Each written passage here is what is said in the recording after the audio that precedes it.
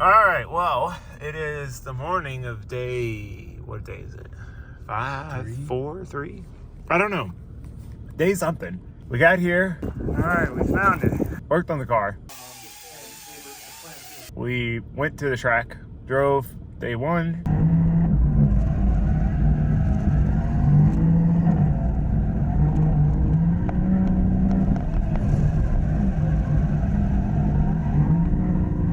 Drove day 2. Today is day 3/4, and we are about to head on our first road trip to the next track. This is what Driftweek's all about. We've done the drifting part, but we've done that a lot. This is the first time we're going to be doing the road trip part, where we're going to drive 8 hours. So yeah, we got the car very loaded down. This thing squats. I've got it raised up as high as it'll go.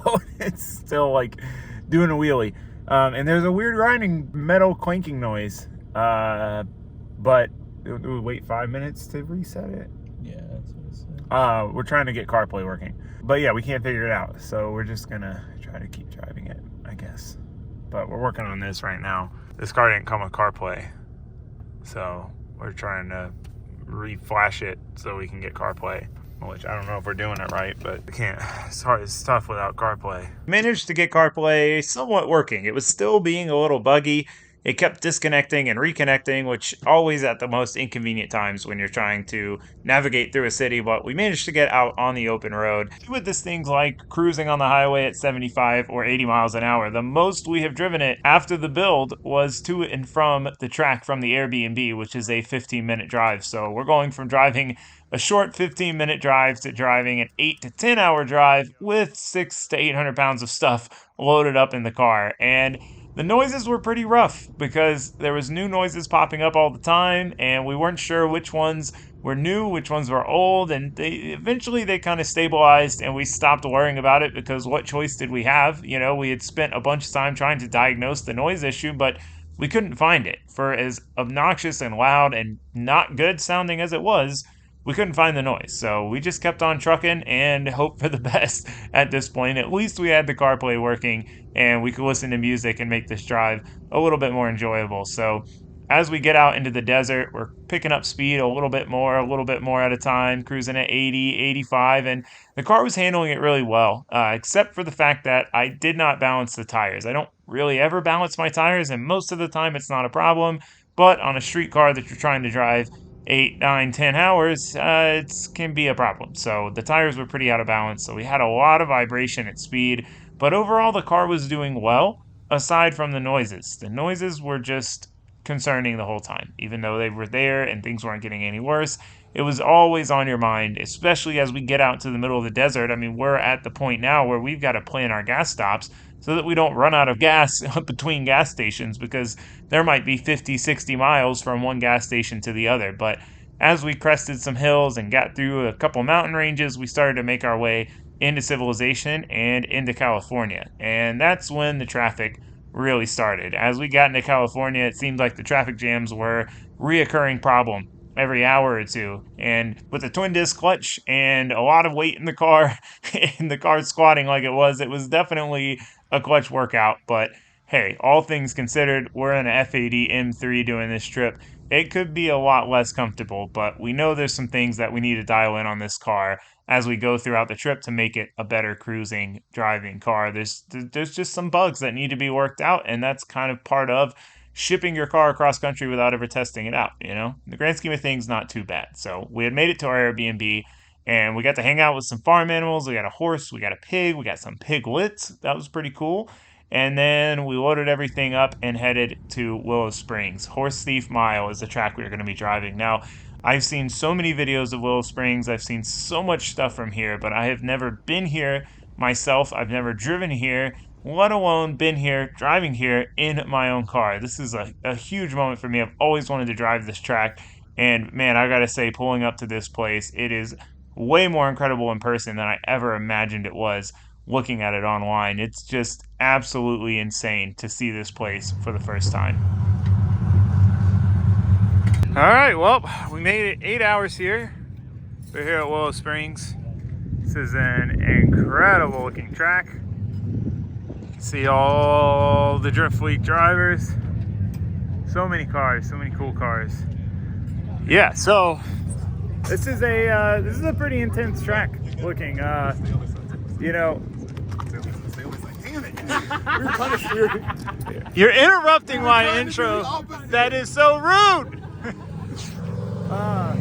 Even if I was in my Miata or my Vet, this would be definitely an intense track. This is one of the tracks of the trip where it would have been nice to suffer through street driving a race car. It's like that balance, right? You either suffer through driving a race car and have a better car at the track, or you have a more comfortable car on the street and a less capable car at the track. Granted, the nice thing about this is it is a very capable car because it makes like 500 wheel. It's just, we're new to it. And this is probably going to be the most intense track I've driven yet. This track looks, you probably can't see the elevation change in camera, but it's pretty gnarly. So, yeah, just waiting on Jordan to get here. Slacker, right, Benny boy? Yeah, he's getting race gas. Anyway, it should be fun. I definitely think, though, that I'm probably gonna love this and really want to come back in a proper track car like the Vet. But for now, we got this thing, and this is part of why I built an F80 as opposed to a Z or something, because I wanted to be able to drive tracks like this and have enough power to do it. So we'll see if it does. Is anybody having any problems? Yeah. What was your problem? I have SR things. Okay. What'd you learn from it? Sell all SR parts. There you go. Sorry, Aaron, just to be sure. Naoki's asking, so when I see the Supra, get on his ass? Yes, that's going to be great.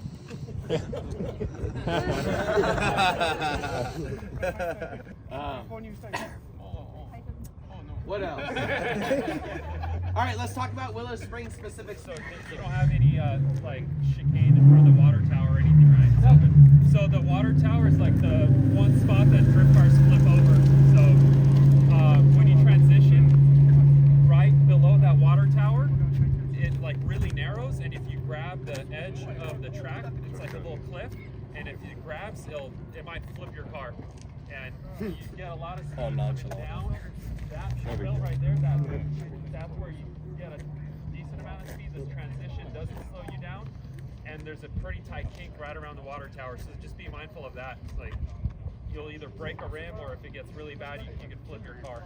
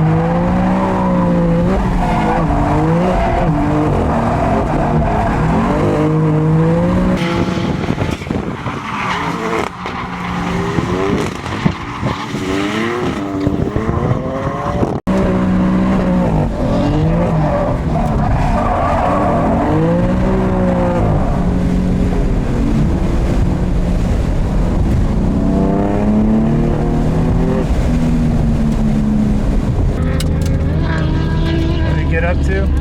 Oh my god. It's really fun for this though, honestly.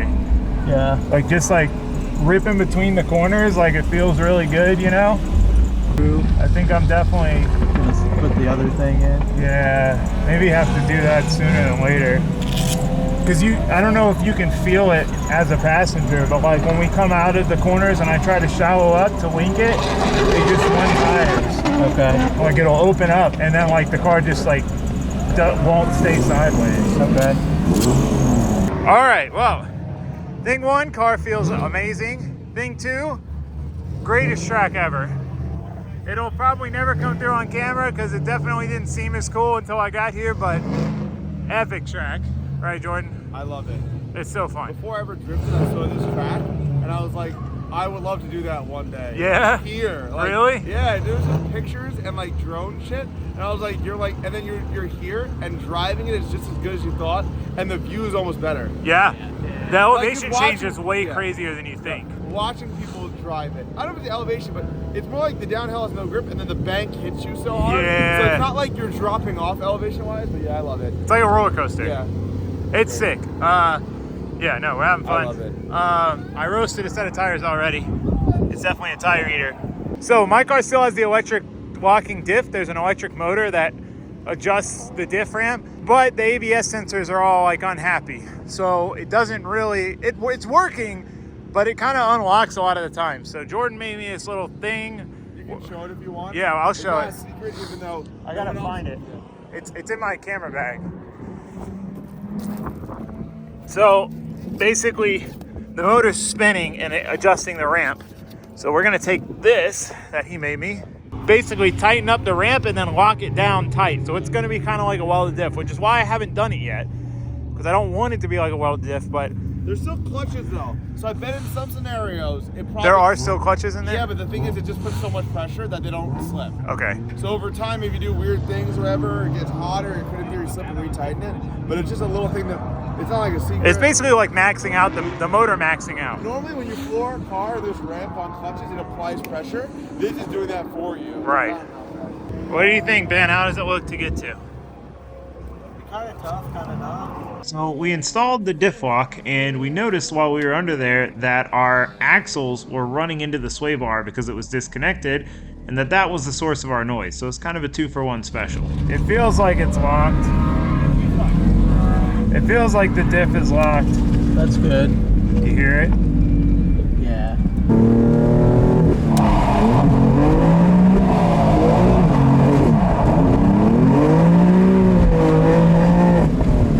Oh, that's way better. Yeah? Yeah.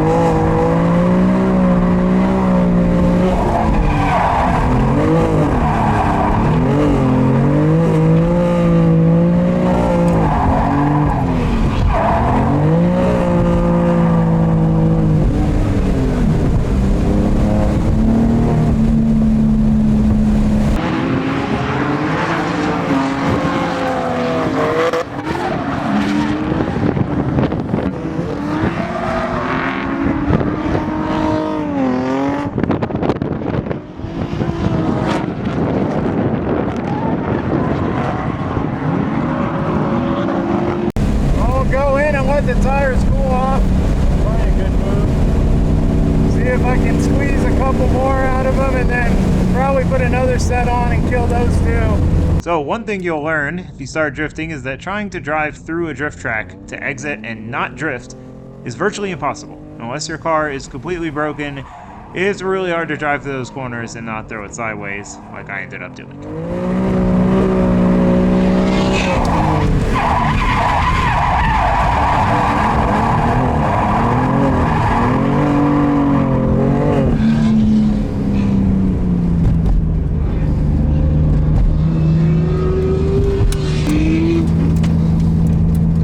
Just threw like a big rock. Maybe that's what Aaron was talking about. I was just like, this is the most fun track, I think. Yeah, I I think imagine. Grange will be amazing too. Yeah.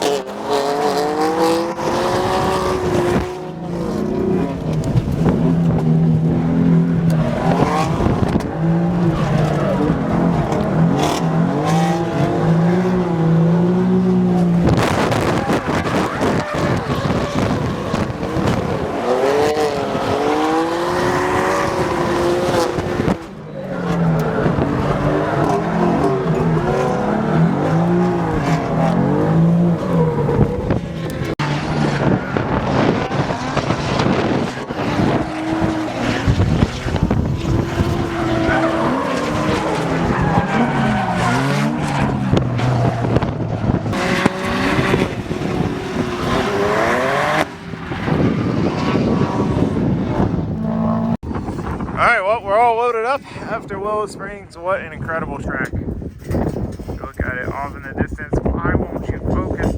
Come on. Beautiful, beautiful track. Everything fits in the car. It's pretty impressive how much stuff gets crammed in here. You don't realize how much it is until you take it all out, and we still got some room. This thing's sweet. They got a roof rack, but they've got like a ladder rack. Got the perfect spot for the fuel jugs.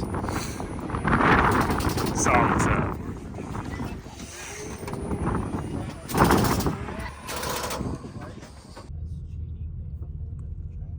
Right.